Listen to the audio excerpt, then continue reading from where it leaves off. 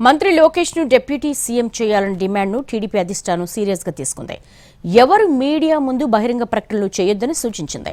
ఏ నిర్ణయమైనా కూటమి నేతలు మాట్లాడుకుంటారని స్పష్టం చేసింది. అంతలోనే జ్యూరిక్లో టీజీ భరత్ ఓ అడుగు ముందుకేసి కాబోయే సీఎం లోకేష్ అన్నారు. ఆంధ్రప్రదేశ్లోని కూటమి ప్రభుత్వంలో డిప్యూటీ సీఎం పదవిలోని షురూ అయింది. మంత్రి లోకేష్ ను ఉప ముఖ్యమంత్రిని చేయాలని కడప జిల్లా టీడీపీ అధ్యక్షుడు రెడ్డప్పగారి శ్రీనివాసులు రెడ్డి ముఖ్యమంత్రి చంద్రబాబు సమక్షంలోనే వ్యాఖ్యలు చేశారు. ఆ తర్వాత సర్వేపల్లి ఎమ్మెల్యే సోమిరెడ్డి చంద్రమోహన్ రెడ్డి, పిఠాపురం మాజీ ఎమ్మెల్యే వర్మ జత కలిశారు. మొదటి 2-3 రోజులు బాగానే ఉన్నా ఆ తర్వాత కూటమిలోని జనసేన నేతలు కౌంటర్లిచ్చారు. పవన్ కళ్యాణ్ ను సీఎం చేస్తే లోకేష్ ను డిప్యూటీ సీఎంగా అంగీకరిస్తామంటూ విరుచుకుపడ్డారు. జనసేన హడావుడితో టీడీపీ అధిష్టానం అలర్ట్ అయింది.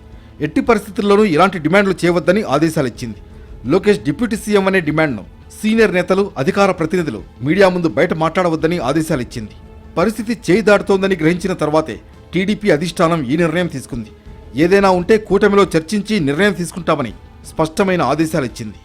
కూటమిలో నేతలు మాట్లాడి నిర్ణయం తీసుకుంటారనే కామెంట్స్తో కొత్త సందేహాలు మొదలయ్యాయి.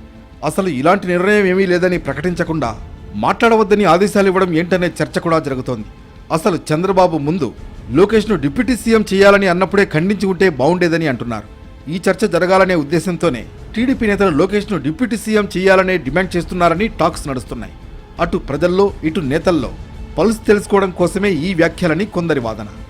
టీడీపీ అధిష్టానం డిప్యూటీ సీఎం అంశం గురించి మాట్లాడవద్దని ఆదేశాలిచ్చిన కొంతసేపటికే మంత్రి టీజీ మరో అడుగు ముందుకేశారు. లోకేష్ ను కాబోయే ముఖ్యమంత్రి అంటూ దావోస్ పర్యటనలో వ్యాఖ్యానించారు. పర్ఫెక్ట్ బ్లెండ్ ఉంది మాకు, ఇట్లా సీనియరు ఇట్లా జూనియరు. వి హ్యావ్ అంటే లాంగ్ టర్మ్ విజన్, ఒక ఆలోచన చేస్తే ఫ్యూచర్ ఆఫ్ తెలుగుదేశం పార్టీకి ఉంది అని చెప్పేదానికి ఒక క్లారిటీ ఉందన్నమాట మా పార్టీలో. అండ్ నచ్చినా నచ్చకపోయినా ఎవరికైనా ఫ్యూచర్ ఇస్ లోకేష్ గారు. అండ్ కాబోయే ముఖ్యమంత్రి కూడా మన లోకేష్ గారు ఫ్యూచర్లో. మరి ఈ వ్యాఖ్యలు భవిష్యత్తులో కొనసాగుతాయా లేదంటే ఆగిపోతాయా అన్నది ఆసక్తికరంగా మారింది.